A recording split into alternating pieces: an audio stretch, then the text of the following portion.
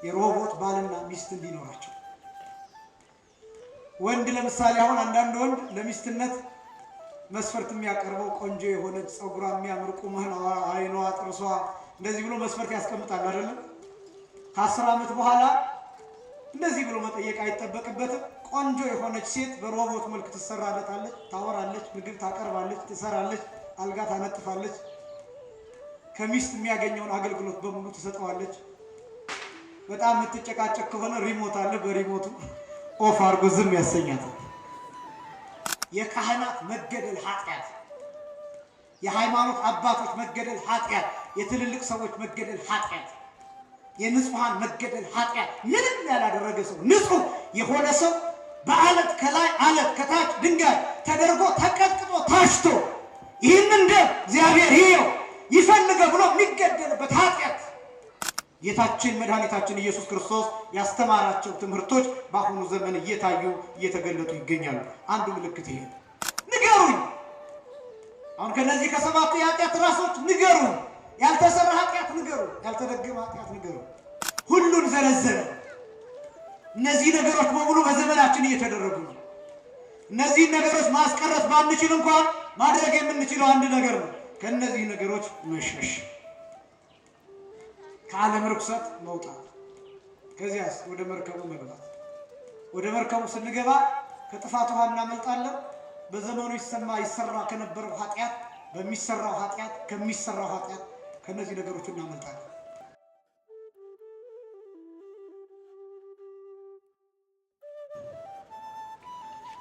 በስመ አብ ወወልድ ወመንፈስ ቅዱስ አሐዱ አምላክ አሜን። ስብሐት ለእግዚአብሔር ኪያነ ዘፈጠረ ከመ ናምልኮ። እንሰግድለት ዘንድ እናመልከው ዘንድ እንገዛለት ዘንድ እናመሰግነው ዘንድ የፈጠረን አምላካችን እግዚአብሔር የባህሪ ምስጋና ለእርሱ ይሁን። ስብሐት ለማርያም እማ አምላክ እግዝእትነ ወመድኃኒትነ። መድኃኒታችን መመኪያችን ለምትሆን ለእናታችን ለንጽሕት ቅድስት ድንግል ማርያምን የጸጋ ምስጋና ለእርሷ ይሁን። ስብሐት ለመስቀለ ክርስቶስ ዕፀ መድኃኒት ኃይልነ ወፀወንነ። ኃይላችን፣ አምባችን፣ መጠጊያችን፣ ጋሻችን ለሚሆን በቀራንዮ ለተተከለ መድኃኒት ለሚባል ለክርስቶስ መስቀልም የጸጋ ምስጋና ለእርሱ ይሁን። ክቡር አባታችን መልአከ ምሕረት ቆሞስ አባ ወልደ ዮሐንስ የዚህ ታላቅ ደብር ዋና አስተዳዳሪ፣ ክቡራን የዚህ ታላቅ ደብር አገልጋዮች፣ መምህራነ ወንጌል፣ ሰባክያነ ወንጌል፣ ሊቃውንተ ቤተ ክርስቲያን ያሬዳውያን፣ ክቡራን አባቶች መነኮሳትና ቀሳውስት፣ ክቡራን ወንድሞች ዲያቆናት፣ ክቡራን ዘማሪያን፣ ክቡራን የ47ኛ ዓመት የምስረታ በዓላችሁን የምታከብሩ የከሳቴ ብርሃን ሰንበት ትምህርት ቤት አባላትና አመራሮች፣ ክቡራን የእግዚአብሔር ልጆች አባቶች፣ እናቶች፣ ወንድሞችና እህቶች እንዲሁም ሕፃናት ሁላችሁ በኃያሉ በልዑል እግዚአብሔር ስም እንደምን ዋላችሁ? እንደምን ቆያችሁ? አምላካችን እግዚአብሔር በዚህ ዕለት በዚህ ሰዓት በዚህ ቅዱስ ቦታ ተገኝተን ቅዱስና ሕያው ዘላለማዊ የሆነውን ቃሉን እየሰማን እንድንባረክ ስለፈቀደልን ስሙ ለዘላለም የከበረ የተመሰገነ ይሁን። የሊቃውንት አምላክ የምስጢር ባለቤት የቅዱሳን ፈጣሪ የአባቶቻችን አምላክ እግዚአብሔር በመካከላችን ተገኝቶ ምስጢርንና ጥበብን እንዲገልጥልን የእርሱ ቅዱስ ፈቃድ ይሆንልን። ለውስን ደቂቃዎች የምንማማርበት የትምህርት ርዕስ የኖህ ዘመን እንደነበረ የሰው ልጅ መምጣትም እንዲሁ ይሆናል። የማቴዎስ ወንጌል ምዕራፍ 24 ቁጥር 37 ላይ የሚገኝ ኃይለ ቃል መነሻ አድርገን እንማማራለን። ርዕሱን ባጭሩ እንድትይዙት በኖህ ዘመን እንደነበረ በሚል ርዕስ እንማማራለን። እስኪ በሉ በኖህ ዘመን በሉ። በኖህ ዘመን እንደነበረ የማቴዎስ ወንጌል ምዕራፍ 24 ቁጥር 37 ላይ የሚገኝ ኃይለ ቃል ነው። ይህንን ኃይለ ቃል መነሻ ያደረኩበት ምክንያት አሁን ላይ ያለንበት ወቅት ክረምት ስለሆነ በዚህ በክረምት ደግሞ ከሚነበቡ የወንጌል ክፍሎችና ከሚሰጥ ትምህርት አንዱ ይሄ ክፍል ስለሆነ ነው። ይሄ ወቅት ክረምት ይባላል በአብይ ወቅት። በንዑስ ወቅት ደግሞ ከሐምሌ 19 ጀምሮ እስከ ነሐሴ 10 ድረስ ያለው መዋዕለ ባሕር፣ መዋዕለ ማይ፣ መዋዕለ አፍላግ፣ መዋዕለ መብረቅ፣ መዋዕለ ነጎድጓድ ወማዕበል እየተባለ ይታወቃል። ባሕር የሚሞላበት፣ ውሃ የሚበዛበት፣ ዝናብ የሚበዛበት፣ መብረቅ የሚታይበት፣ ነጎድጓድ የሚሰማበት፣ ወንዞች የሚሞሉበት ወቅት ተብሎ ይታወቃል። እና ይሄ ክረምት ደግሞ በብዛት ከኖህ ዘመን ጋራ ተያይዞ የሚነገር ወቅት ነው። ይሄ የማቴዎስ ወንጌል ምዕራፍ 24 እና ምዕራፍ 25 ክረምት ምሳሌ ሆኖ የተጠቀሰለትን ምጽአትን በስፋት የሚናገር ወንጌል ነው። የማቴዎስ ወንጌል ምዕራፍ 24 እና ምዕራፍ 25 የምጽአት ወንጌል፣ የደብረ ዘይት ወንጌል፣ የፍርድ ወንጌል እየተባለ ይጠናል። በእነዚህ በሶስት ክፍሎች ስሞች ይታወቃል። የደብረ ዘይት ወንጌል፣ የምጽአት ወንጌል፣ የፍርድ ወንጌል ተብሎ የሚጠራበት ምክንያት ጌታችን በደብረ ዘይት ስለመምጣቱና በቀኝና በግራ አቁሞ ፍርድ ስለሚሰጥበት ሁኔታ የሚናገር በመሆኑ በዚህ ምክንያት የምጽአት፣ የፍርድ፣ የደብረ ዘይት ወንጌል እየተባለ ይታወቃል። የማቴዎስ ወንጌል ምዕራፍ 24 ደግሞ ሐዋርያት ጌታችን መድኃኒታችንን ኢየሱስ ክርስቶስን ሶስት ነገር ጠይቀውት በእነዚያ በሶስት ጥያቄዎች መሰረትነት ያስተማረው ሰፊ ትምህርት ነው። እነዚያ ጥያቄዎች ሶስቱ ጥያቄዎች ሐዋርያት የጠየቁት አንደኛ ምንትኑ ተአምሪሁ ለምጽአትከ የመምጣትህ ምልክት ምንድን ነው ብለው ጠይቀውታል። ሁለተኛ ወምንትኑ ተአምሪሁ ለህልፈተ ዓለም ወለህልቀተ ዓለም የዓለም ማለፍና የዓለም መፈጸም መጨረሻው ምልክቱ ምንድን ነው ብለው ጠይቀውታል። ሶስተኛ ማእዜ ይከውን ዝ ይሄ መቼ ይሆናል ብለው ጌታችንን ጠይቀውታል። ይሄ ማቴዎስ ወንጌል ምዕራፍ 24 እና ምዕራፍ 25 በእነዚህ ሶስት ጥያቄዎች መሰረትነት የተሰጠ ትምህርት ነው። ወምንትኑ ተአምሪሁ ለምጽአትከ የመምጣትህ ምልክት ምንድን ነው? የዓለም ማለፍስ፣ የዓለም ፍጻሜ፣ የዓለም መጨረሻ ምልክትስ ምንድን ነው ብለው ለጠየቁት ጥያቄ ከ14 በላይ የሚሆኑ ምልክቶችን ነግሯቸዋል።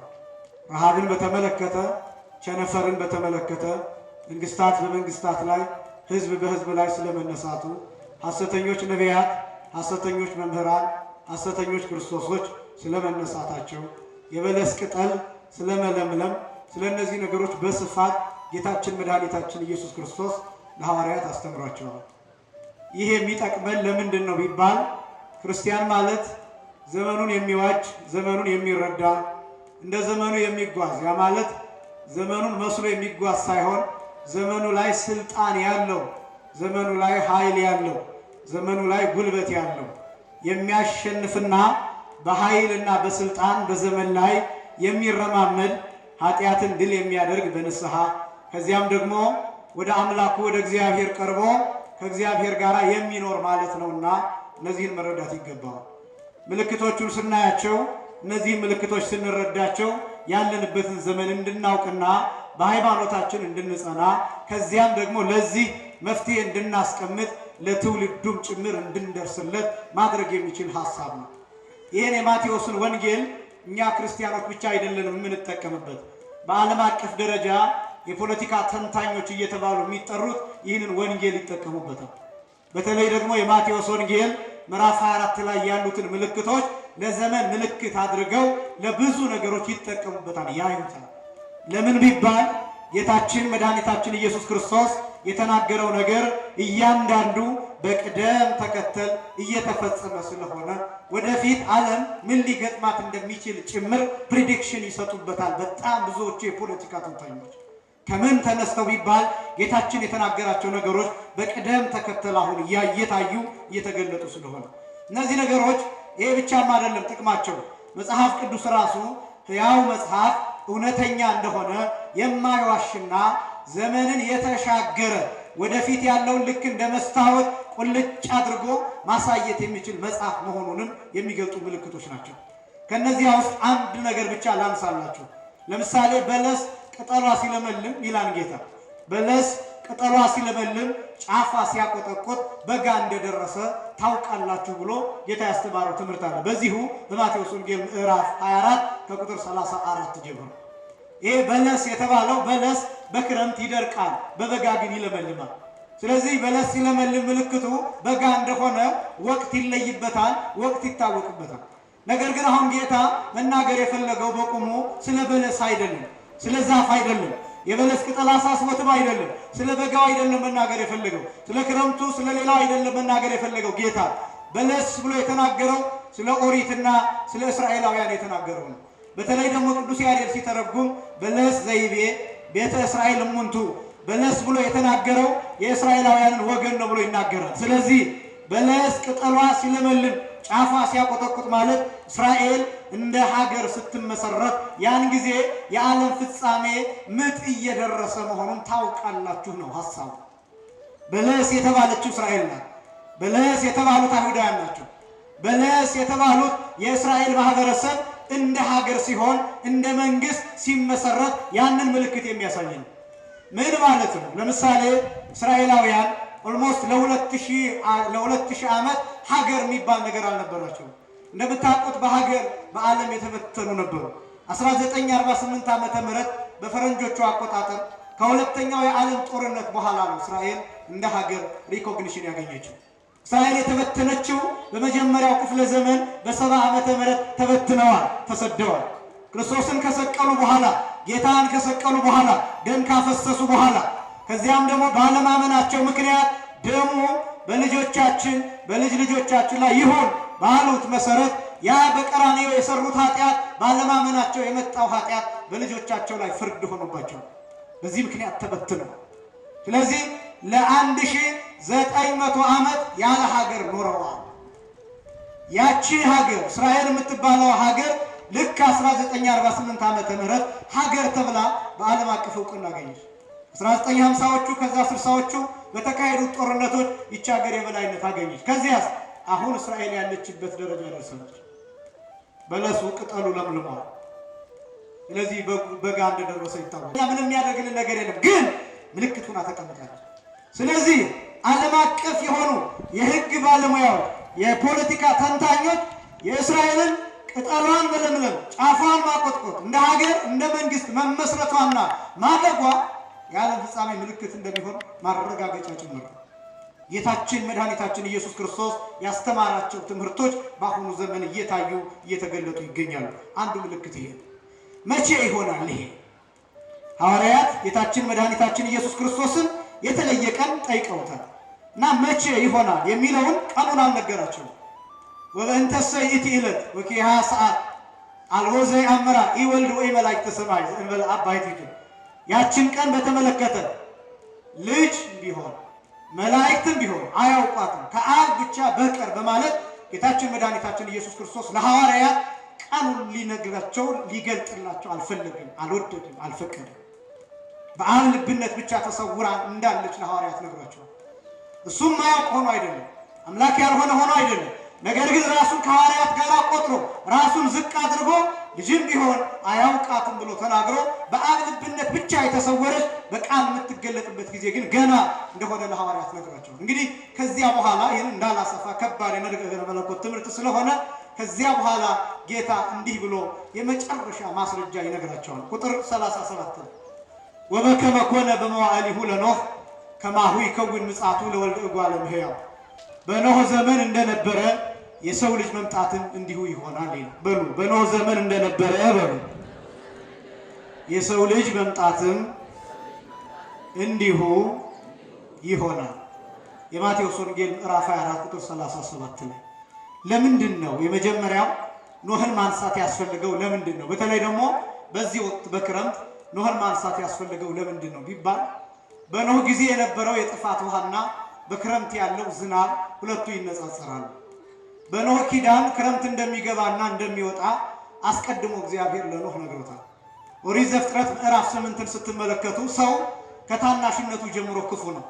ነገር ግን ሰው ክፉ ቢሆን እንኳን ከዚህ በኋላ የጥፋት ውሃ አምጥቼ ምድርን አላጠፋትም፣ እንደ ቀድሞው መዓልትና ሌሊት ክረምትና በጋ መዝራትና ማጨድ እንደ ቀድሞው ይቀጥላል ብሎ ለኖህ ቃል ኪዳን ሰጥቶታል። ለኖህ ምን ሰጥቶታል? ቃል ኪዳን ሰጥቶታል። ይህንን ቅዱስ ያሬድ ሲተረጉም ያከርም በበዓመት ተዘክሮ ዘመሐለ ለኖህ ገብሩ፣ በየዓመቱ ለኖህ ለባሪያው የሰጠውን ቃል ኪዳን አስቦ ክረምቱን ያስወጣን ክረምቱን ያስገባን ብሎ በኖህ ቃል ኪዳን ክረምትና በጋ እንደሚፈራረቁ ከእግዚአብሔር ቸርነት የተነሳ ለኖህ የተሰጠውን ኪዳን እናስባለን። በዚያ ጊዜ ጥፋት ውሃ ሆነ። እግዚአብሔርን እንዲህ ብለን እንማጸነዋለን፣ ስለ ኖህ ብሎ እንዲምረን ለኖህ ቃል ኪዳን ያደረገ ለኖህ ሞገስን የሰጠ ለኖህ ባለሟልነትን የሰጠ ለኖህ መዳንን የሰጠ ለልጆቹ ደህንነትን የሰጠ እግዚአብሔር ዛሬም ለገበሬው ዛሬም ለምድሪቱ ዛሬም ለሀገራችን ይህንን ደህንነት እንዲሰጥ እግዚአብሔርን የኖህን ስም ጠርተን እናመሰግንበታለን፣ እንማጸንበታለን።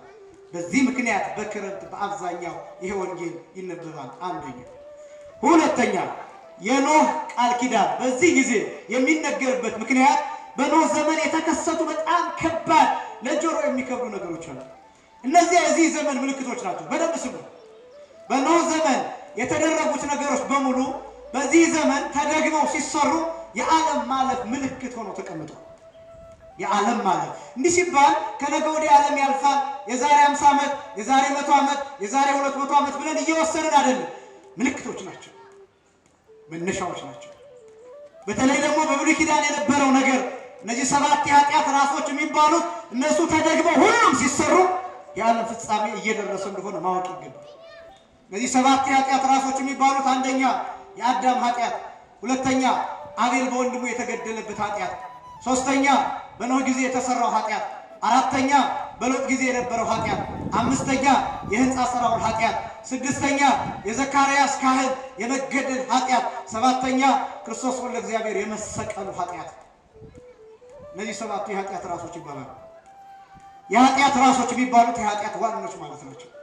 ለምሳሌ መጀመሪያው የአዳም ኃጢአት ተብሎ የሚታወቀው አዳምና ሔዋን የበለሱን ፍሬ የበሉበት፣ ከገነት የወጡበት፣ ለእግዚአብሔር ያልታዘዙበት፣ ከአምላካቸው ሕግ የወጡበት፣ አምላክነትን የፈለጉበት ያ የአዳም ኃጢአት ተብሎ ይታወቃል።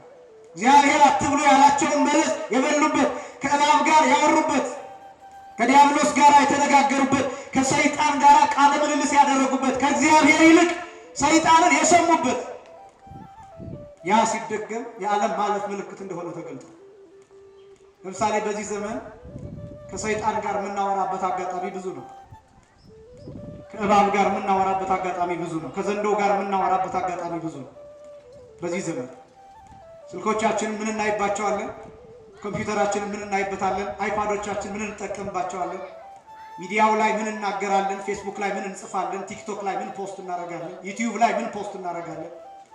ምን አይነት ሚዲያ እንከተላለን? ምን አይነት ሀሳብ እንሰማለን? ምን አይነት ነገር በውስጣችን አለ? ምን አይነት ነገር በልባችን አለ? ምን አይነት ነገር በአይምሯችን አለ? ወደፊት ምን መሆን እንፈልጋለን? እነዚህ ነገሮች የሚገለጡበት ነው። አሁን አዳምና ሔዋንን ምን ወቅስበት ጊዜ አብቅተዋል። አሁን ይሄ ዓለም ሞራል የለውም። አዳምና ሔዋንን የመውቀስ ሞራል የለውም። ምክንያቱም አዳምና ሔዋን የሰሩትን ኃጢአት አሁን በዚህ ዘመን ይሄ ዓለም ደግሞ እየሰራው ነው። በለሱን እየበላ ነው። የእያንዳንዱን በለስ ፍሬ፣ የእያንዳንዱን ኃጢአት፣ የየራሱን ኃጢአት፣ የየራሱን ነውር፣ የየራሱን አለመታዘዝ፣ የየራሱን ሕግ ማፍረስ፣ የየራሱን ፍሬ እየበላ ነው። ሁሉ ከሰይጣን ጋር ያወራል፣ ከዲያብሎስ ጋር ያወራል። የሰይጣንን ፕሮጀክት የሚያስፈጽም ሰው በጣም ብዙ ሰው አለ። እናንተን ለማለት አይደለም፣ አጠቃላይ ዓለምን መዳሰስ ስለሚገባ ነው። የሰለጠኑት ሀገራት ከሰይጣን ጋር እያወሩ ነው። ከዘንዶ ጋር እያወሩ ነው። ከ666 ጋር እያወሩ ነው። በተለያየ ቋንቋ በተለያየ መንገዱን እየጠረጉለት ነው፣ እያነጠፉለት ነው። ቀይ ምንጣፍ እያነጠፉለት ነው። አበባ እየሰጡት ነው፣ እየተቀበሉት ነው። ዌልካም እያሉት ነው። እንኳን ደህና መጣ እያሉት ነው። ግባ እያሉት ነው።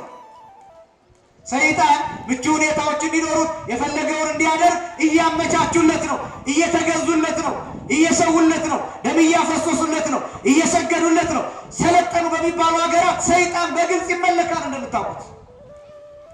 ስለዚህ ዓለም ከሰይጣን ጋር እያወራ ነው። የአዳም ኃጢአት እየተደገመ ነው። ሔዋን ከሰይጣን ጋር እንዳወራ ዛሬ እናንተን ለማለት አይደለም። ብዙ እህቶች ትናንት እንዳልኩት በፌሚኒዝም ሰበብ በሴቴነት በሴታዊነት እንቅስቃሴ ከሰይጣን ጋር የሚያወሩ ብዙ ናቸው። ከእባቡ ጋር የሚያወሩ ብዙ ናቸው። የሰይጣንን ፕሮጀክት ለማስፈጸም ገንዘብ ተመድቦላቸው የሚሰሩ በጣም ብዙዎች ናቸው። ኦርቶዶክሳዊነትን ለማፍረስ ክርስትናን ለማፍረስ ይሄ ብቻ እንዳይመስላችሁ ሃይማኖት የሚባል ነገር ጭራሽ በዚህ ምድር ላይ እንዳይኖር የሚሰሩ ሰዎች በጣም ብዙ ናቸው። ለምን? ሃይማኖተኛ ሰው አይታዘዝም። ሃይማኖተኛ ሰው ሕግ አለው። ሃይማኖተኛ ሰው መርህ አለው። ሃይማኖተኛ ሰው ስነ ምግባር አለው። ስለዚህ ከስነ ምግባሩ ማለፍ አይፈልግም። እምቢ ይላል።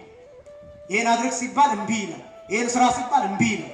ስለዚህ ህዝቡ እምቢ እንዳይል ምን ይፈልጋል? ሃይማኖት እንዳይኖረው ይፈልጋል። አንዳንዱ ሰው የሚመስለው ኦርቶዶክሳዊነትን ለማፍረስ ብቻ ይመስለዋል።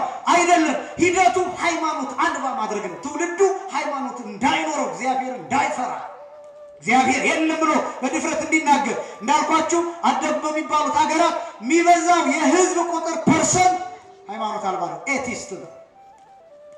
ኤቲስት ነው። ያ ህዝብ ለምን እንደሚመች ታውቃላችሁ? ለቴክኖሎጂው ዝም ብሎ የሚታዘዝ ነው የሚሆነው። ለፕሮግራማቸው ታዛዥ ነው የሚሆነው። ለየትኛውም መመሪያ ታዛዥ ነው። ይሄን አድርግ እሺ፣ አይቃወምም። የሚበላው ያገኝ፣ ቤት ይኑረው፣ ነፃነቱን አትንኩት እንጂ በዓለም ላይ ምንም ነገር ቢሰራ መናገር አይፈልግም። የራሱን ግላዊ ህይወት ብቻ ነው የሚጠብቀው።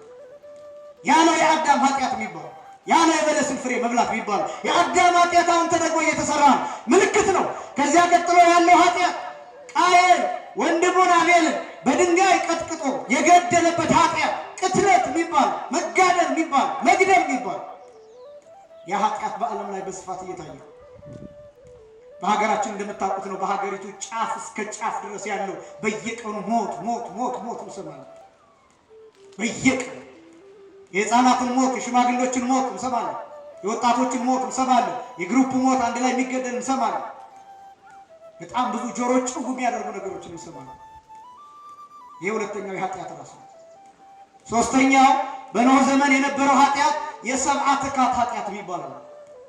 የሰብዓ ትካት ኃጢአት ማለት የቀድሞ ሰዎች ኃጢአት ማለት። ይሄኛው ከሌላው ልዩ የሚያደርገው የእግዚአብሔር ልጆች ተብለው የተጠሩት ከዙፋን የወረዱበት ከቅዱሱ ተራራ ከደብረ ቅዱስ የወረዱበት መላእክት ተብለው ስለ ንጽህናቸው የተጠሩ ነገር ግን ወርደው ከአጋንንት ጋር የተጫወቱበት እጅግ ከባድ ዘመን ያሬድ ተብሎ በሚጠራው ዘመን በዚያ ዘመን ከተራራው ጫፍ ሆነው እታች የቃየል ልጆች ያደርጉት የነበረውን ሜዳ ላይ ይመለከቱ የነበሩ ናቸው። እና የቃየል ልጆች ምን ያደርጉ ነበር? ሴቶቹ ራቁታቸውን ሆነው ልብሳቸውን ጥለው ይዘፍኑ ነበር ሜዳው ላይ።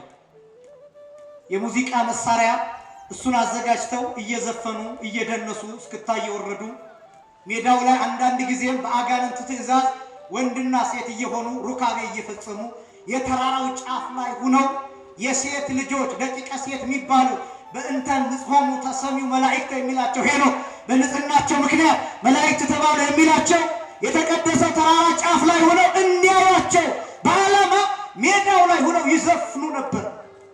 የዘፈን ኮንሰርት፣ የጭፈራ ኮንሰርት ያዘጋጁ ነበር። ልክ እንደ ፊልም፣ እንደ ቲያትር፣ እንደ ድራማ ያሳያቸው ነበር። የሴት ልጆች የእግዚአብሔር ልጆች የተባሉት የተራራው ጫፍ ላይ ሆነው ወደ ታች ሲመለከቱ ሜዳው ላይ ይህን ያዩ ነበር። ለመቶ ዓመታት ለስንት ዓመታት አልኳችሁ? ለመቶ ዓመታት ገድለ አዳም ይናገራል። የተቀደሰው ተራራ ጫፍ ላይ ሆነው ያዩአቸው ነበር።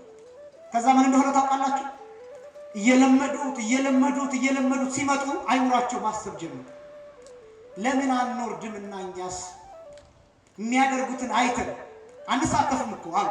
የሚያደርጉትን ዝም ብለን አይተን እንመለሳለን። እስኪ አይተን እንመለስ፣ እስኪ እንውረድ ማለት ጀመሩ።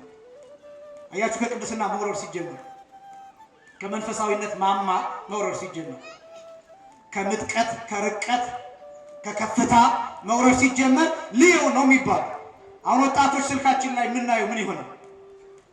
በተደጋጋሚ የምናያቸውን ነገሮች ማድረግ እንፈልጋለን፣ መከተል እንፈልጋለን። ስለዚህ ሱስ ውስጥ እንገባለን፣ አዲክትድ ይሆናል። ስለዚህ አይምሯችን ምን ይሆናል? በፖርኖግራፊ ቁጥጥር ውስጥ ይሆናል፣ በዝሙት ፊልም ቁጥጥር ውስጥ ይሆናል። የምናያቸው ድራማዎች፣ የምናያቸው የፍቅር ፊልሞች፣ የምናያቸው የውጭ ሀገር ፊልሞች አይምሯችን ላይ ኖርማላይዝ ወደ ማድረግ ደረጃ ያደርሱናል። ሁሉም ነገር ኖርማል መነሳት ያመጣል። ከዛ አስቀስያል ምን ችግር አለው? እስኪ እጄ አይቼው ልምጣ። ዝም ማየት እኮ ነው። እስኪ ልሞክር፣ እስኪ ላሽትት፣ እስኪ ልጠጣ፣ እስኪ ልቅመሰው ማለት ይጀምራል። ገብቶ ይቀራል። የብዙ ሰው መውረድ ከዚህ ነው የሚጀምረው። እነዚህ ሰዎች የተራራው ጫፍ ላይ ሆነላቸው ድንቅ መስላቸው ከመንፈሳዊነት ደረጃ ከመላእክት ጋር እኩል በማዕረገ መላእክት ታይተው የነበሩት ሰዎች አይምሯቸው ከጸሎት መቋረጥ ጀመረ። እግዚአብሔርን ማሰብ ተው፣ እግዚአብሔርን መርሳት ተው። ወደ ላይ ከማየት ይልቅ ወደ ታች ማየት ጀመሩ። ከተራራ ወደ ላይ ማንጋጠቱን ትተው ወደ ታች ወደ ሜዳው ማየት ጀመሩ። መቼ እንደሚወርዱ ማስላትና መነጋገር ጀመሩ። ከዚያስ እንየው ብለው ወረዱ። ያሬድ ይህንን ሲሰማ አለቀሰ። እባካችሁ ልጆች መውጣት እንደ መውረድ ቀላል ነገር አይደለም። መውረድ ቀላል ሊሆን ይችላል፣ ግን አትመለሱ። እባካችሁ አትውረዱ አላቸው። እንወርዳለን ግን እንመለሳለን አሉ። ወረዱ፣ አልተመለሱ። ከቃየል ልጆች ጋር ተኙ፣ ከሴቶቹ ጋር ተኙ። በዚህ ምክንያት ኔፊሊም ተብለው የሚጠሩ ረአይት ተብለው የሚጠሩ ቁመታቸው ከ3000 ክንድ በላይ የሆኑ ረጃጅም ሰዎች ተወለዱ። የዘረመል የዘር ቅንጣት የጂን መዛባት ተፈጠረ። እነዚህ ሰዎች ምድሪቱ ላይ ችግር አደረሱ። እነዚህ ረጃጅም ሰዎች ታናናሾቹን ሰዎች መብላት ጀመሩ። ምድሪቱን ሰንጥቀው ይላሉ አባቶቻችን ሲናገሩ፣ ምድሪቱን ሰንጥቀው ከምድሪቱ ጋር ሩካቤ ስጋ መፈጸም ጀመሩ። ወጸርሃት ምድር ይላል ሄኖክ ሲናገር፣ ወጸርሃት ምድር በእንቲአሆሙ ወሰከየቶሙ ለእኩያኒን። ምድር ስለነሱ ጮኸች ይላል፣ ክፉዎችን ከሰሰቻቸው። ለምን? ምድር በእግዚአብሔር ፊት ተበላሽታ ነበር፣ ቆሽሻ ነበር። በደም በዝሙት በመለያየት በመከፋፈል ፍርድ በማጣት ያን ጊዜ የነበረው ይሄ ጥፋት ከመምጣቱ በፊት የነበረው ምድር ላይ የነበረው የትኛውም አይነት ኃጢአት ይሰራ የነበረበት ዘመን። እንዲያውም በጣም ዘፋኞች ከመሆናቸው የተነሳ ሀላይ ትምህርት ይባላል። ሀላይ ትምህርት ማለት የብረት ዘፋኞች ማለት ነው። እነዚህ የብረት ዘፋኞች ማለት ምን ማለት መሰላችሁ? ብረት ልክ እንደ ጸናጽል አይነት ወይም ሌላ አይነት ድምፅ የሚያወጡ እንደዛ አይነት ድምጾች ተሰርተው ፕሮግራምድ ሆነው ሰዓታቸው ላይ ታይሚንጉን ጠብቀው የሚጋጩ ድምፅ የሚሰጡ የብረት ቅጥልጥሎችን እነሱ ይሰሩ። ከዛ ምን እንደሚያደርጉ ታውቃላችሁ? የሚያጨበጭብ የለም። ሁሉም ተነስቶ እስክታ ይመታል፣ ይጨፍራል። ብረቶቹ ብቻ ታይሚንጉን ጠብቀው በስክታው ልክ እንዲህ ይጋጫሉ። ሰው ያንን እየጠበቀ ያንን ቴምፖ ያንን ታይሚንግ እየጠበቀ ሰው ይጨፍራል። ምን እንደማለት ነው?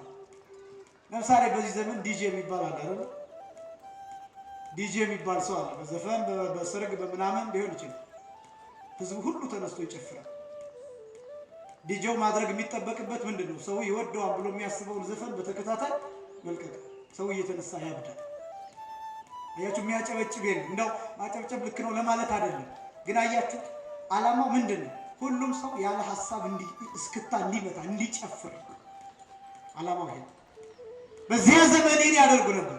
በዚያ ዘመን ይሄ ብቻም አይደለም፣ ወንድ ከወንድ ጋር መጋባት፣ ሴት ከሴት ጋር መጋባት ኃጢአት ነውር እንዳይሆን ተደርጎ ታውጆ ወንድ ወንድን ያገባበት የነበረበት ዘመን፣ ሴት ሴትን ታገባበት የነበረበት ዘመን። ሐዋርያው ቅዱስ ጳውሎስ ሮሜ ምዕራፍ 1 ላይ እንደገለጠው ብእሲ ምስለ ብእሲ ገብሩ ሐሳሮሙ፣ ወንድ ከወንድ ጋር ጉስቁልናቸውን አደረጉ፣ ውርደታቸውን አደረጉ። ወአንስትኒ ሀደጋ ፍጥረቶን ወተመሰላ ውስተ ዘኢኮነ ፍጥረቶን፣ ሴቶችም ተፈጥሯቸውን ትተው ተፈጥሯቸው ባልሆነ ውስጥ ተገኙ፣ በውርደት በጉስቁልና ውስጥ ተገኙ።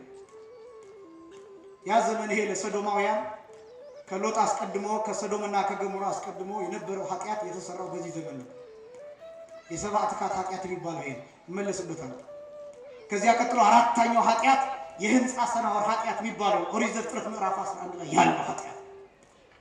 ይሄ ኃጢአት ህንፃ የመስራት ኃጢአት፣ ከፍ የማለት ኃጢአት፣ የመታበይ ኃጢአት፣ ራስን ከፍ አድርጎ የማየት ኃጢአት፣ እጅግ በጣም ከባድ አስጨናቂ ኃጢአት። እንዲያውም በዜና ሥላሴ እንደተገለጠው እነዚያ ሰዎች ህንፃውን ሲሰሩ ዓላማቸው ምን እንደሆነ ታውቃላችሁ? እግዚአብሔርን መውጋት ነበር። ማንን መውጋት? ሎቱ ስብሐት። ማንን መውጋት? እግዚአብሔርን መውጋት ነበር ዓላማቸው። እና የህንፃው ጫፍ ላይ ሆነው ጦር እየወረወሩ በሰማይ በአየር ላይ ያለው ጋኔን የሚወረውሩትን ጦር ደም እየቀባ ይልክላቸዋል። ከዛ አሁን አብን ወጋ ነው። እዛ መልሶ ይወረውራሉ። አሁንም ቀብቶ ይልክላቸዋል። አሁን ደግሞ ወልድን አገኘ ነው። እዛ አሁንም ሶስተኛ ሲወረውሩ አሁንም ደም ቀብቶ ይልክላቸዋል። አሁን ደግሞ መንፈስ ቅዱስን አገኘ ነው እያሉ ይሳለቁ ነበር። ያን ጊዜ ሥላሴ ንዑ ንረድ ወነካው ነገሮሙ ለከለዳውያን፣ አሁን እንውረድና የከለዳውያንን ነገራቸውን ድብልቅልቅ እናርግባቸው ብለው በሥላሴ ፈቃድ በኃይል ያ ህንፃ በነፋስ እንዲፈርስና ቋንቋቸው እንዲደበላለቅ የሆነው ያ የሰው ልጅ አስጨናቂ ታሪክ የሚጀምረው ደግሞ ከዚህ ነው። የራስን ከፍ ማድረግ ኃጢአት እና በዚህ ዘመን አሁን በእውቀት ራሳችንን ገንብተናል ብለን ራሳችንን ከፍ አድርገን እግዚአብሔር የለም የሚሉ ሰዎች በጣም ብዙዎች ናቸው። ፕሮፌሰር ሲኮን፣ ዶክተር ሲኮን፣ መሐንዲስ ሲኮን፣ ሐኪም ሲኮን ብዙ መጽሐፍ ሲነበብ አይ እግዚአብሔር እኮ የለም አሁን እንደዚህ እኮ አይደለም እያለን ምናብራራ ራሳችንን እንደ ህንፃ ስናወር ከፍ ያደረግን ሰዎች አሉ።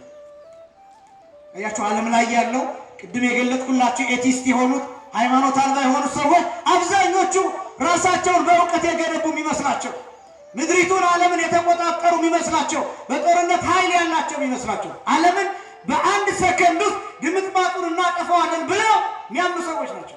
ጎርፍ መቆጣጠር የማይችሉ፣ በሽታ መቆጣጠር የማይችሉ፣ ተፈጥሯዊ ነገርን እግዚአብሔር ሲያመጣ ድምጥማጣቸው የሚጠፋ መሄጃው መግቢያው ቀዳዳው የሚጠፋባቸው ሰዎች ራሳቸውን ከፍ አድርገው እንደ ህንፃ ስናወር ይመለከታሉ። ራስን የመገንባት ኃጢአት፣ ራስን ከፍ የማድረግ ኃጢአት፣ የትዕቢት ኃጢአት አራተኛው ኃጢአት።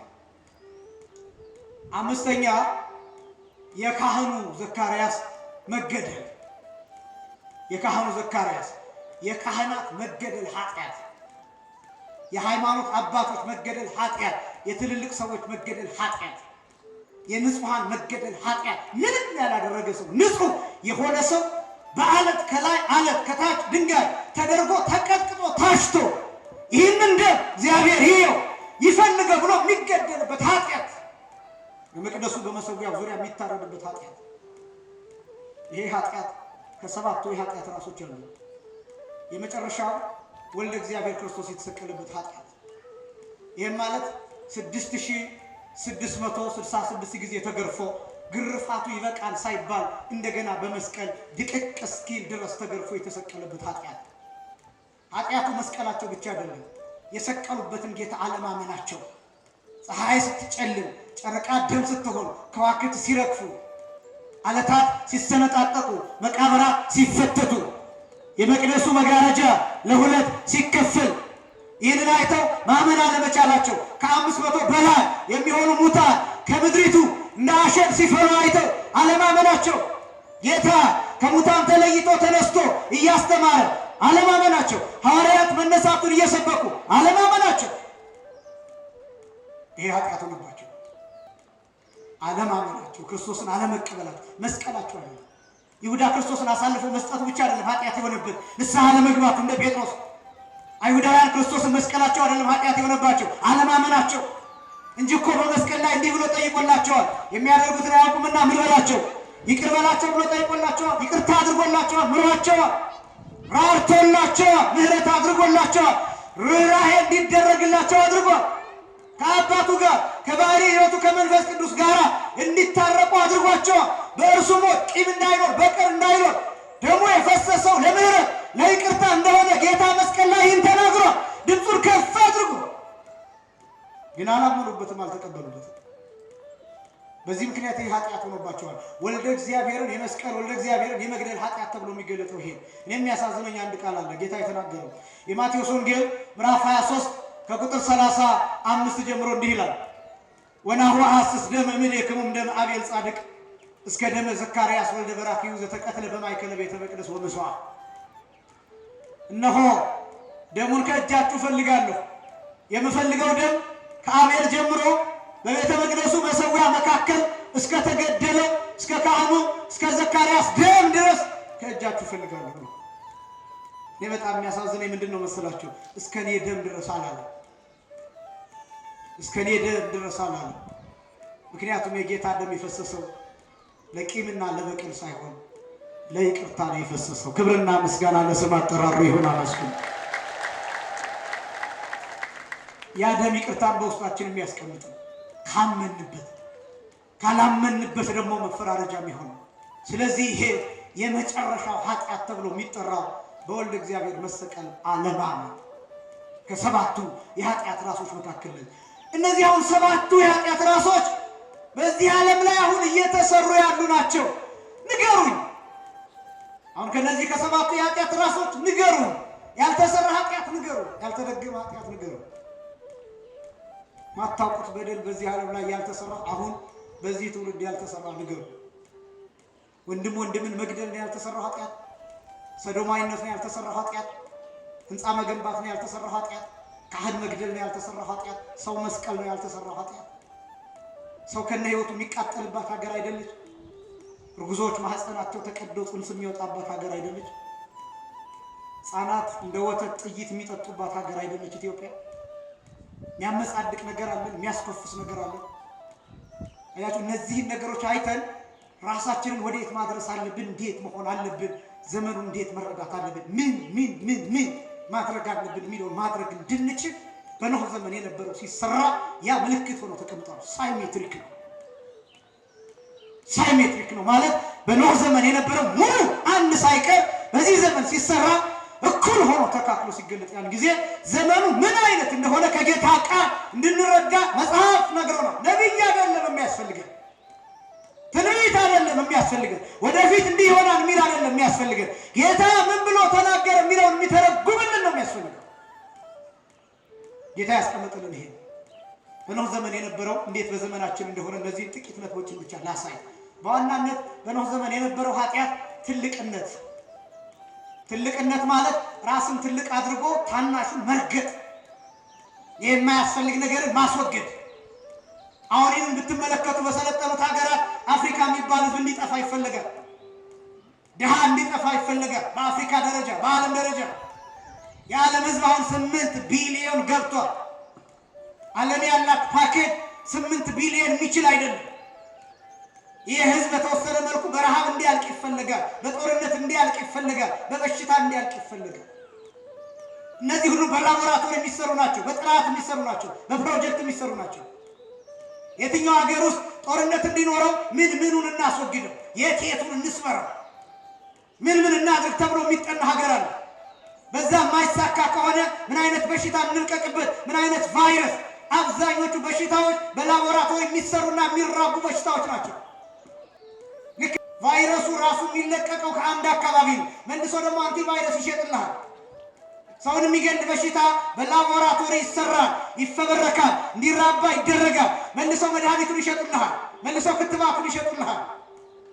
የሚሞተው እንዲሞት፣ የሚያልቀው እንዲያልቅ ተደርጎ በዓለም ላይ ጦርነት ሰው ሰራሽ ነው አብዛኛው።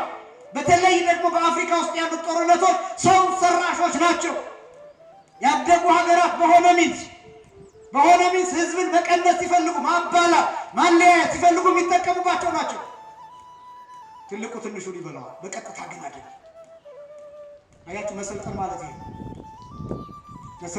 ይሄ በጣም አሁን እኛ ዝም ብለን ይሄ ስልጣኔ ሲባል እንደወረደ ነው የምንቀበለው። በተለይ ወጣቶች ወንድሞችና እህቶች በቃ ፈረንጅ ያመጣው ነገር ልክ ነው ይመስል፣ ከሪኩለም ሁሉ ጊዜ ልክ ነው ይመስል፣ በእንግሊዝኛ ያነበብነው ነገር በሙሉ ልክ ነው ይመስል፣ ፈረንጆቹ የጻፉት ፈረንጆቹ የሰሩት ፊልም ልክ ነው ይመስል። ፊልምን እንደ ማስረጃ የምንጠቅስ በጣም ብዙዎች ነው። እንደ ማስረጃ የምንጠቅስ እንዲህ አይነት ፊልም እኮ አለ፣ ከዚህ በፊት እኮ ፊልም ተሰርቷል፣ እንዲህ ነው ምን እላቸዋለሁ። እና ይሄን ስልጣኔ አድርገን ዝም ብለን የምንቀበለው እንደው አትሰልጥኑ አይደለም። በነገራችን ስልክ አትጠቀሙ አይደለም አላማዬ፣ ኮምፒውተር አትጠቀሙ አይደለም፣ ቴክኖሎጂው አይግባችሁ አይደለም። ይሄ ዲጂታል የሚባለውን ዓለም እሱን አትወቁት አትረዱት አይደለም። ግን ወዴት መውሰድ ይመስላችኋል? እሱን ነው ማስረዳት ይፈልጋል። በተለይ ዲጂታል የሚባለው ዓለም ወዴት ነው? አሁን ቨርቹዋል የሚባል ዓለም ውስጥ ነው ያለው። ቨርቹዋል ወርልድ የሚባል ውስጥ ምናባዊ ዓለም ውስጥ ነው ያለው። ምናባዊ ዓለም ውስጥ ነው ያለው። ለምሳሌ አሁን በኤአይ ጀነሬት የሚደረጉ ቪዲዮዎችን ምናምን ትመለከታላችሁ ወጣቶች። እነዚህ ነገሮች መጀመሪያ የነበረው ምን ነበር? ሰዎች በማሽን እንዲተኩ ማድረግ ነበር የነበረው። ማኑዋል የነበሩ ነገሮች በማሽን እንዲተኩ ከዛ አሁን ጭራሽ ሰው የሚባል ነገር አያስፈልግም። ለምሳሌ ፊልም ለመስራት የሚያስፈልገው አንድ ሰው ስክሪፕት ይሰራል፣ ጽሁፉን ያስቀምጣል፣ ገጸ ባህሪያትን ይመርጣል። ከዛ በኋላ የሚከፍለውን ክፍያ ከፍሎ በኤአይ ጀነሬት ያደርጋል። በሚፈልገው መልኩ ይሰራበታል። አሁን እኛ የምናየው በኤአይ ጀነሬት የተደረገውን ይሄ ሶስተኛ የሚባለውን ጀነሬሽን እሱን ቴክኖሎጂ ነው የምናውቀው። አራተኛ አምስተኛ እያለ ሲቀጥል ጭራሽ ታዋቂ ሰዎች ሁሉ መስሎ መሰራት ይችላል። ለምሳሌ እኔን መስሎ የሚሰራ ይኖራል። ከዛ እሱ እኮ ማለት ነቃጥለው እኮ ነው አውቀው የለ እንዴት ላላችሁ፣ ግን በኤአይ ነው የተሰራ። መለየት እስከማትችሉ ድረስ እና እነዚህ ነገሮች ወዴት ሊወስዱ እንደሚችሉ ታውቃላችሁ። ሰው በፊት የሆነ የነበረው ምንድን ነበር? በቲክቶክ ያያትን ሴት ይወዳል፣ ያየችውን ወንድ ትወዳለች፣ ወይ በፌስቡክ በፎቶ ይወዳል። አሁን ደግሞ ወደፊት ምን እንደሆነ ታውቃላችሁ? ወጣቱ ኤአይ ያፈቅራል። በደንብ አስተውላችሁት። ወደፊት የሚሆነው በኤአይ የሚሰሩ ለምሳሌ ቆንጆ ቆንጆ ሴቶችን የሚመስሉ በኤአይ ጀነሬት የተደረጉ እዚህ ዓለም ላይ የእውነት የሌሉ ሪል ያልሆኑ ቪዲዮዎችን ፊልም ይሰራሉ። ከዚያ እስከ ዛሬ ሰው በፊልም ያያትን በሆነ ካራክተር የሰራችውን ሴት ነበር የሚወደው። ከዚህ በኋላ ጭራሽ እዚህ ምድር ላይ የሌለችን በኤአይ ጀነሬት የተደረገችን ሴት ወንድ ያፈቅራል። ሴትም እንደዛው በኤአይ ጀነሬት የተደረገ ወንድን ታፈቅራለች። ተመልከቱ ወዴት ይሄ ማይጨበጥ አየር ላይ ወዴት እየወሰደን፣ ወዴት ገደል፣ ወዴት ጉድጓድ፣ ወዴት ሐዘን እየሄድን እንደሆነ ታውቃላችሁ።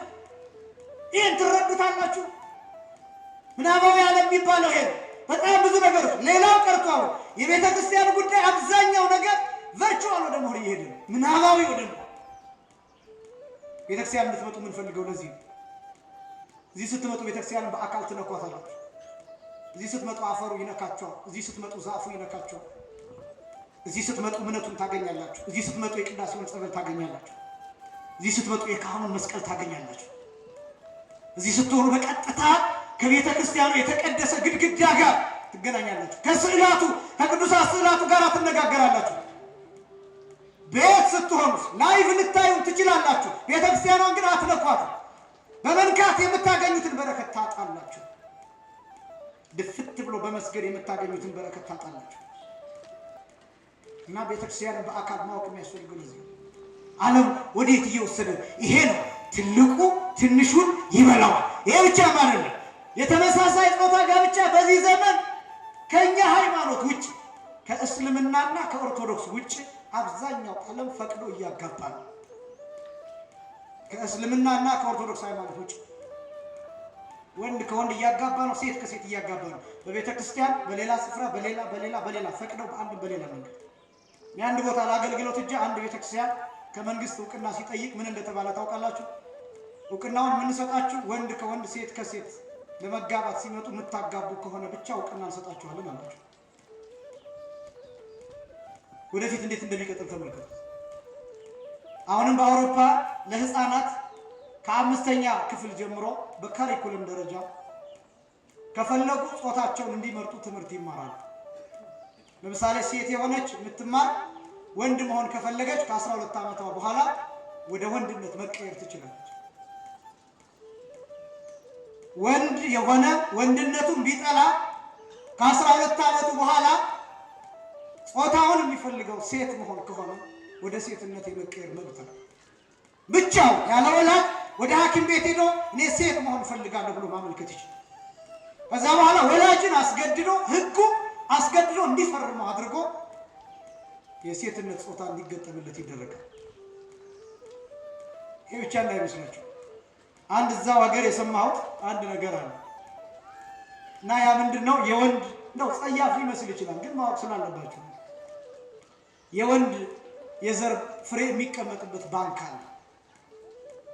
ስፐርም ባንክ የሚባል የወንድ የዘር ፍሬ የሚቀመጥበት የሚከማችበት ባንክ፣ ልክ የደም ባንክ የሚባል አለ አይደል? የቀይ መስቀል እንደሚሰጠው ልክ እንደዛ የወንድ የዘር ፍሬ ባንክ የሚባል እና ሴቶች ማግባት የማይፈልጉ ግን መውለድ የሚፈልጉ፣ ልብ በሉ ምን ማለት የማይፈልጉ ነው ያልኳቸው? ማግባት የማይፈልጉ ግን ምን ማለት የሚፈልጉ? መውለድ የሚፈልጉ። እኛ ሀገር እንደዛ አልሰማችሁም? አንዳንድ ሰዎች ባል አልፈልግም ምን ግን እፈልጋለሁ ይላሉ። ልጅ እፈልጋለሁ ይላሉ። አስተሳሰቡን አስተውላችሁታል? ምን ያህል ጤነኛ እንዳልሆነ አይታችሁታል? ምን ያህል ጤነኛ እንዳልሆነ። ወደፊት ደግሞ የሚሆነውን ልንገራችሁ።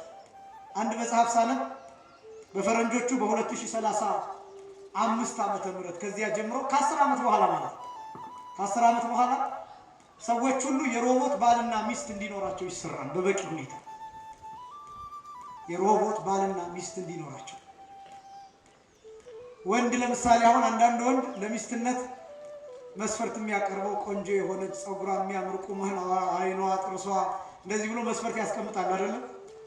ከ10 ዓመት በኋላ እንደዚህ ብሎ መጠየቅ አይጠበቅበትም። ቆንጆ የሆነች ሴት በሮቦት መልክ ትሰራለታለች፣ ታወራለች፣ ምግብ ታቀርባለች፣ ትሰራለች፣ አልጋ ታነጥፋለች፣ ከሚስት የሚያገኘውን አገልግሎት በሙሉ ትሰጠዋለች። በጣም የምትጨቃጨቅ ከሆነ ሪሞት አለ፣ በሪሞቱ ኦፍ አድርጎ ዝም ያሰኛታል።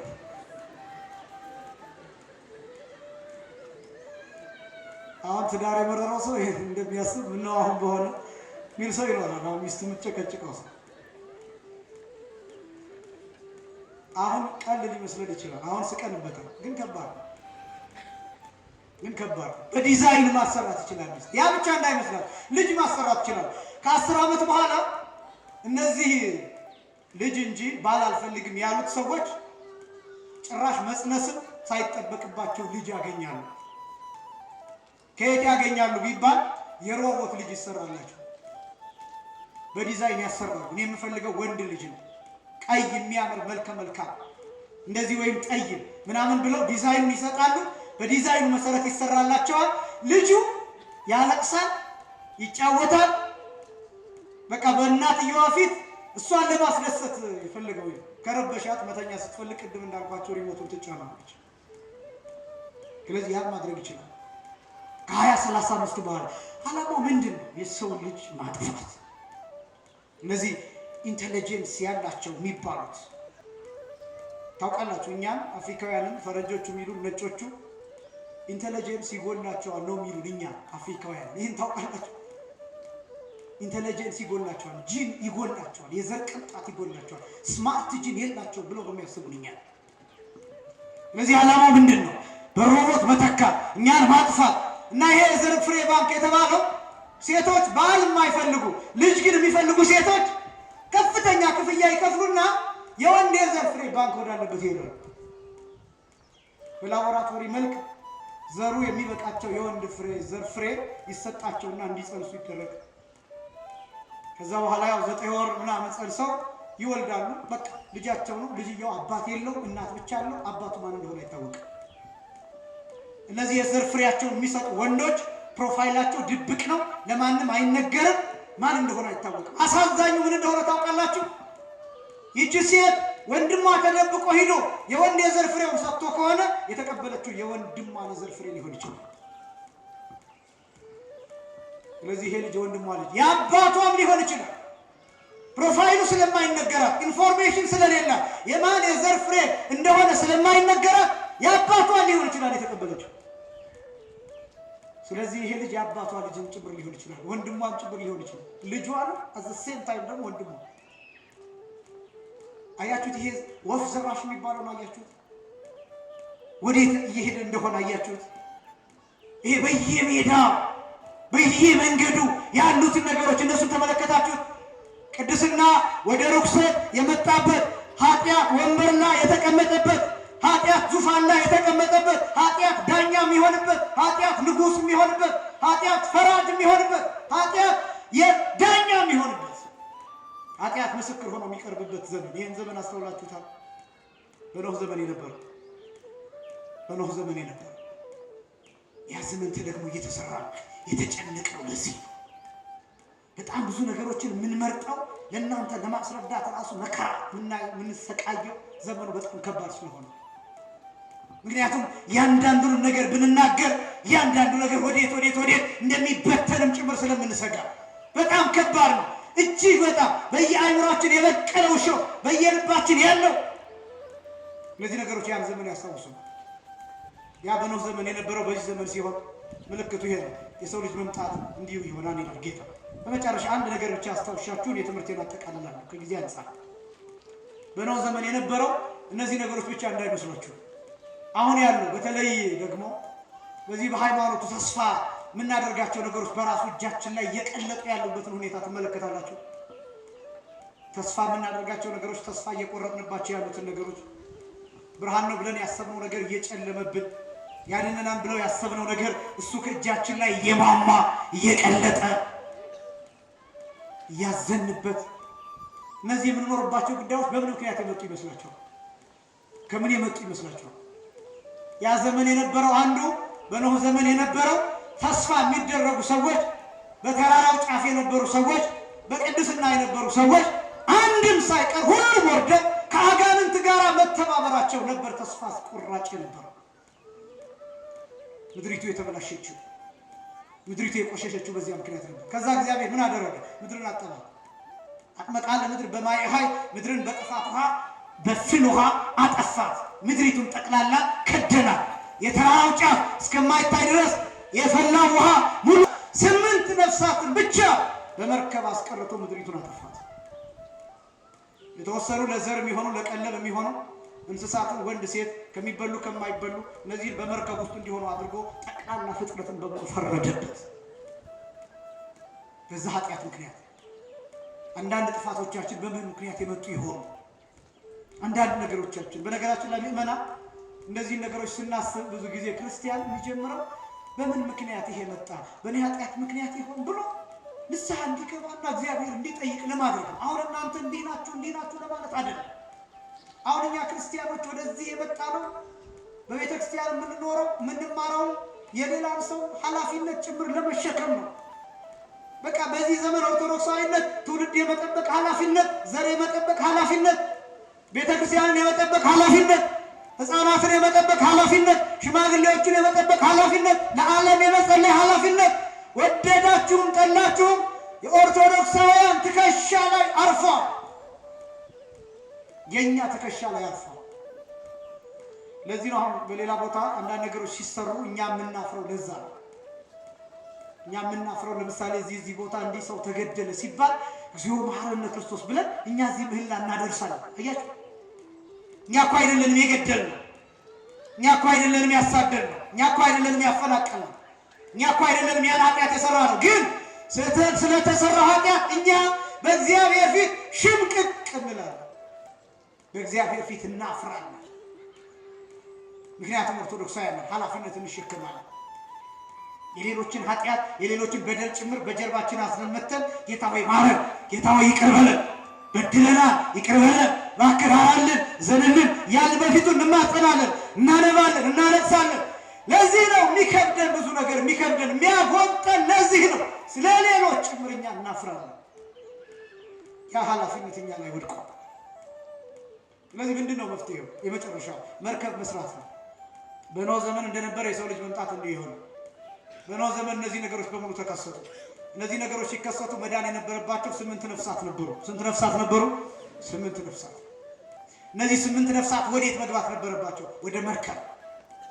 መርከቡ ምንድን ነው? መዳኛ ሆኖ የተሰራ መጠለያ ሆኖ የተሰራ ከእግዚአብሔር ጋር የሚገናኝበት፣ ጸሎት የሚያደርግበት ነው፣ ሞገስ የሚገኝበት፣ መስዋዕት የሚቀርብበት፣ መትረፍ ያለበት፣ ለዓለም ለመትረፍ ዘር ለመተካት መንፈሳዊ ትውልድ እንዲቀጥል እመቤታችን እንድትገኝ ከእመቤታችን ክርስቶስ እንዲገኝ መዳን እንዲፈጸም ይሄ አዲስ ኪዳን ይሄ ቀን የሚባለው ይሄ ብርሃን የሚባለው እንዲመጣ ለ8ቱ ነፍሳት የተዘጋጀ መርከብ መኖር ነበረበት። በጥፋት ውሃው ላይ የሚንሳፈፍ የጥፋት ውሃው የማያገኘው በውስጡ አራዊትን የያዘ የሚበሉ የማይበሉ ዘንዶውን እባቡን ከነንቁላሉ የያዘ ርግብን የያዘ ጠላትና የሚፈላለጉ እነዚህ መበላላት የሚፈላለጉ አራዊትን ጭምር የያዘ ነው መርከቡ። መርከብ የቤተክርስቲያን ምሳሌ፣ መርከብ የመስቀል ምሳሌ፣ መርከብ የወንጌል ምሳሌ፣ መርከብ የኦርቶዶክሳዊነት ምሳሌ፣ መርከብ የጥምቀት ምሳሌ፣ መርከብ የጉባኤ ምሳሌ፣ መርከብ የዚህ ስብስብ የዚህ ህብረት ምሳሌ፣ መርከብ የሰንበት ትምህርት ቤቱ ህብረት ምሳሌ፣ መርከብ የካህናት ህብረት ምሳሌ፣ የእኛ አንድነት ምሳሌ መጠለያ ነው። እና በዚህ ዘመን ኦርቶዶክሳዊው መጠለያውን ማሰብ አለበት፣ መርከቡን መስራት አለበት። ቅዱስ ያሬድ ሲናገር ግበር ታቦተ በዘትድህን ጌታ ለኖህ የነገረው ጠቅሶ ይናገር። የምትድንበትን መርከብ ስራ። እስኪ በሉ የምትድንበትን በሉ መርከብ ስራ። ምን የምትድንበትን? የምትድንበትን መርከብ። ከምን የሚዳንበት? ከተመሳሳይ ጾታ ጋር ብቻ የሚዳንበት፣ ከግብረ ሰዶማዊነት የሚዳንበት፣ ከሰባቱ የኃጢአት ራሶች የሚዳንበት፣ ወልደ እግዚአብሔር ክርስቶስን ገርፎ ከመስቀል የሚዳንበት፣ ካለማመን የሚዳንበት፣ ካህንን ቀጥቅጦ ከመግደል የሚዳንበት፣ ወንድምን ከመግደል የሚዳንበት፣ ራስን እንደ ሕንፃ ሰናወር ከፍ አድርጎ ከማየት ከትዕቢት እና ከአልባሌ ከአጉል ኩራት የሚዳንበት፣ ከሰዶማዊነት የሚዳንበት፣ ከልዩ ልዩ የዓለም ኃጢአት የሚዳንበት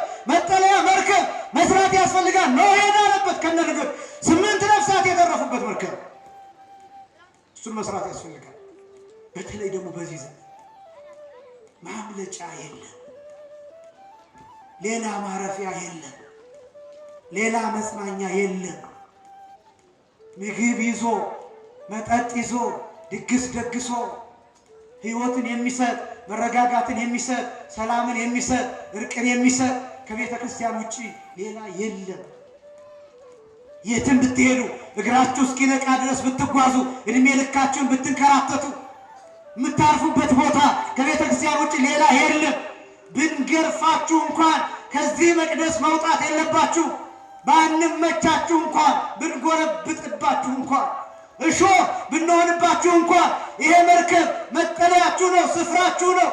እየተገረፋችሁም ቢሆን የምትኖሩበት ስፍራ ነው ይሄ። የምትድኑበት መርከብ ነው ይሄ። የምትኖሩበት መርከብ፣ የተሰራ መርከብ፣ መዳኛ መርከብ፣ ምግብ የያዘ መጠጥ የያዘ ስጋው ደግሞ ያለበት ምስጋና ያለበት ማህሌት ያለበት ሰዓታት ያለበት ብሉይ ከሐዲስ የሚነገርበት የእግዚአብሔር ክብር የሚመሰከርበት ቅዱሳን መላእክት ያሉበት ቅዱሳን አባቶቻችን የሚታሰቡበት የእግዚአብሔር ክብር የሚያርፍበት አይኖቹና ልቡ ለዘላለም የሚኖሩበት ኪዳን የጸናበት እግዚአብሔር ቸር የሚሆንበት ርኅሩህ የሚሆንበት ልመና የሚሰማበት ቃል የሚጠብቅበት እግዚአብሔር የእናንተን እንባ ሲመለከት ደጋኑን ወደ ላይ የሚያደርግበት ውሳኔውን ሐሳቡን የሚቀይርበት የሞቱን ደብዳቤ የሚደመስስበት ቦታ ይሄ ቦታ ብቻ ነው። ይሄ ስፍራ ብቻ ነው። ይሄን ዘር ይሄን ትውልድ በመጠበቅ ኃላፊነት እየወሰደች ያለችው ይህች ቤተክርስቲያን ብቻ ነው። ወንድና ሴት አጋብታ ጋብቻቸውን ባርካ እየዘመረች የምስክር ወረቀት ሰጥታ ስጋ ወደሙን ፈትታ አብልታ ጠጥታ ባርካ መርቃ የምትልክ ይህች ቤተክርስቲያን ብቻ ነው። በሰንበት ትምህርት ቤት ከሕፃንነት ጀምሮ እስከ እርግና ድረስ የቤተ ክርስቲያኒቱን ስርዓት እያስተማረች ቅዱሳት መጽሐፍትን እያስተማረች በስነ ምግባር ኮትኩታ የምታሳድግ ሽማግሌ እንድታከብሩ ብላ የምትልክ ይቺ ቤተ ክርስቲያን ብቻ ነው። ይቺ ቤተ ክርስቲያን ብቻ መረጋጋት ያለባት፣ መታዘዝ ያለባት፣ ትህትና ያለባት፣ አንገት መድፋት መሰበር ያለባት ይቺ ቤተ ክርስቲያን ብቻ ነው። በቃ ወጣትነት ቅዝቅዝ የሚልበት ይሄ እሳት ብርድ የሚልበት ይቺ ቤተክርስቲያን ብቻ ነው። ሌላ መጽናኛ የለም፣ ሌላ ህይወት የለም። ይኸውላችሁ ከፈለጋችሁ ጎግል አድርጋችሁ ተመልከቷቸው። ምን አላቸው ሌሎቹ? እኛስ ምን አለን? ከቤተ ክርስቲያኒቱ ከምታዩት ከሀብቷ፣ ከጸጋዋ፣ ከበረከቷ ከዚህ አንጻር ከሌላው ጋር አነጻጽሩት። ሌላ ቦታ ሄዳችሁ ትረገጣላችሁ፣ እዚህ ቦታ መጥታችሁ ትከበራላችሁ። ቤተክርስቲያን ለክብራችሁ ይህን ጉባኤ የምታዘጋጀው ቤተክርስቲያን ለክብራችሁ ነው። መምህራን ከሩቅ ቦታ መጣራ እዚህ ያሉት መምህራን ስለማያስተምሩ አይደለም። አዲስ ፊት ስታዩ እንድትማሩ በማሰብ ነው። እቺ ቤተክርስቲያን እነዚህን ነገሮች የምታደርገው እናንተን ስለምትወዳችሁ ነው። ንዋያተ ቅድሳቱ የሚያምሩ የሚሆኑት የሚያብረቀርቁ የሚሆኑት ለእግዚአብሔር ክብር ተብሎ ብቻ እንዳይመስላችሁ ለእናንተ ክብር ነው። የካህናቱ አልባሳት፣ የቀዳሾቹ አልባሳት፣ በቤተክርስቲያን የምታዩቸው ደስ የሚያሰኙ ነገሮች፣ ለአይን ማረፊያነት የሚማርኩ የሚያምሩ ነገሮች በሙሉ ለእናንተ ክብር ነው። ከነሐሴ 1 ጀምሮ እነዚህ 16ቱን ቀናት ቤተክርስቲያኗ በልዩ ሁኔታ የምታገለግለው እግዚአብሔርን ደስ ለማሰኘት ብቻ እንዳይመስላችሁ እናንተን ደስ ለማሰኘትም ጭምር ነው። ለምን? እቺ ቤተክርስቲያን ተወዳችኋለች። እኔን ተውኝ፣ እኔን ተውኝ። እኔ የምላችሁ ምን እያልኩ እንደሆነ ይገባችኋል። እኔን ተውኝ፣ የኔን ምግባር ተውት። ምናልባት የኔን አካሄድ ተውት። እኔ አርአያ ላልሆናችሁ ይችላል፣ እኔ ምሳሌ ላልሆናችሁ ይችላል። እኔ ለእናንተ በመናገር ካልሆነ በስተቀር በስራ የምጠቅማችሁ ላልሆን እችላለሁ። በጸሎት የማላስባችሁ ልሆን እችላለሁ። የማልጸልይም ጭምር ልሆን እችላለሁ። የነገርኳችሁን ብቻ ስሙን። ይሄን ተው። ቤተክርስቲያኗ ግን ተወዳችኋለች። ቤተክርስቲያኗ ተወዳችኋለች። ደግሳ ትጠብቃችኋለች። ሰዓቷን ጥብቃ ቅዳሴ ትቀድሳለች። ሰዓቷን ጥብቃ ማህሌቷን ትቆማለች። ሰዓቷን ጥብቃ ሰዓታቷን ትቆማለች። ሰዓቷን ጥብቃ ትርጓሜዋን ታደርሳለች። ሰንበት ተማሪዎቹ ሰዓታቸውን ጥብቀው ዝማሬያቸውን ያቀርባሉ፣ ይጸልያሉ፣ ምህላ ያደርሳሉ። ወጣትነታቸውን ለዚህ ይሰዋሉ፣ ወጣትነታቸውን ለዚህ ያቃጥላሉ። ይሄ ለእናንተ ነው። ምክንያቱም ቤተክርስቲያን ተወዳችኋለች። ይሄን ማወቅ አለባችሁ። አንዳንድ ጊዜ ቤተክርስቲያንን ከግለሰብ ነጥላችሁ ማየት አለባችሁ። እኔ ቤተክርስቲያንን አልወክልም፣ እኔ ቤተክርስቲያንን አልወክልም። የቤተክርስቲያን ክብር በእኔ አይለካም። በእኔ ስራ፣ በእኔ ጥፋት፣ በእኔ ስነ ምግባር ውድቀት የቤተክርስቲያን ክብር አይለካም። ቤተክርስቲያን ውክልና የኔ አይደለም። የቤተክርስቲያን ራስ ክርስቶስ ነው። እሱን አስቡት። ቀራንዮ ላይ የተሰቀለውን ጌታ የደቀቀውን ጌታ የእሾህ አክሊል ደፍቶ መስቀል ላይ የቃተተውን ጌታ እሱን አስቡት። ስጋው እስኪፈረፈር እስኪፈተፈት ድረስ 6666 ጊዜ የተገረፈውን መድኃኔዓለምን አስቡት። እሱ ብቻ ትዝ ይበላችሁ። ቤዛ ይሆንላችሁ። ካህናቱ የሚያቀርቡት የእነሱን ስጋ አይደለም። ዲያቆናቱ የሚያቀርቡት የእነሱን ደም አይደለም። እዚህ ቤተ መቅደስ የሚሰዋ ስጋና ደም የጌታ ስጋና ደም እንጂ የሩቅ ብእሲ ስጋ የሩቅ ብእሲ ደም አይደለም። የሚቀርበው መስዋዕት የአምላክ ስጋ የአምላክ ደም ነው። ዕለት ዕለት የሚቀርበው ይሄን አስቡት። ይሄን እኔ አይደለም የሰጣችሁ፣ ይሄን ሌላ ሰው አይደለም የሰጣችሁ። ይሄን የሰጣችሁ የሚያዝንላችሁ የሚወዳችሁ ሙሽራችሁ ክርስቶስ ነው። ይሄን አስቡት። ወደ መርከቡ ግቡ። መርከብ መስቀል ነው። ወደ መስቀሉ ስትገቡ ይሄን ስጋ ይሄን ደም ታገኛላችሁ፣ ትድኑበታላችሁ። ኃይል ነው፣ አቅም ነው፣ ጉልበት ነው። ዓለምን ታሸንፉበታላችሁ። ከግብረ ሰዶማዊነት ታመልጡበታላችሁ። በተለያዩ ፈተናዎች ከመውደቅ ታመልጡበታላችሁ። ስለዚህ አንዳንድ ጊዜ የቤተ ክርስቲያኗን ክብር እንዴት ማሰብ እንዳለባችሁ እንድትረዱ ያስፈልጋል። በኖህ ዘመን የነበረው በዚህ ዘመን ተደግሞ ሲሰራ የዘመኑ ፍጻሜ እንደደረሰ ታውቃላችሁ። ሁሉን ዘረዘረ። እነዚህ ነገሮች በሙሉ በዘመናችን እየተደረጉ ነው። እነዚህ ነገሮች ማስቀረት ባንችል እንኳን ማድረግ የምንችለው አንድ ነገር ነው። ከነዚህ ነገሮች መሸሽ፣ ከዓለም ርኩሰት መውጣት፣ ከዚያስ ወደ መርከቡ መግባት። ወደ መርከቡ ስንገባ ከጥፋት ውሃ እናመልጣለን። በዘመኑ ይሰራ ከነበረው ኃጢአት፣ በሚሰራው ኃጢአት፣ ከሚሰራው ኃጢአት ከነዚህ ነገሮች እናመልጣለን። ይቺ መርከብ ተብላ የምትጠራዋ ይቺ ቤተክርስቲያን ናት። አምላካችን እግዚአብሔር ይችን ቤተክርስቲያን ይጠብቅልን። በኖህ ዘመን እንደነበረ የሰው ልጅ መምጣት እንዲሁ ይሆናል። በኖህ ዘመን የተሰራው ክፉ ነገር በሙሉ ሲሰራ ያን ጊዜ ወደ መዳኛችን፣ ወደ መርከባችን፣ ወደ ቤተክርስቲያናችን፣ ወደ መስቀል፣ ወደ ጌታ ማዳን፣ ወደ ቅዳሴው፣ ወደ ቤተክርስቲያን ስርዓት እንግባ። ከቤተክርስቲያን አንውጣ። በቤተክርስቲያን እንኖር፣ በመቅደሱ እንኖር። አምላካችን እግዚአብሔር በቅድስት ቤተክርስቲያን በኦርቶዶክሳዊ ተዋሕዶ ሃይማኖት ጸንተን እንድንኖር እርሱ ይርዳን። ያስተማረን የአባቶቻችን አምላክ እግዚአብሔር ይክበር ይመስገን። ወስብሐት ለእግዚአብሔር።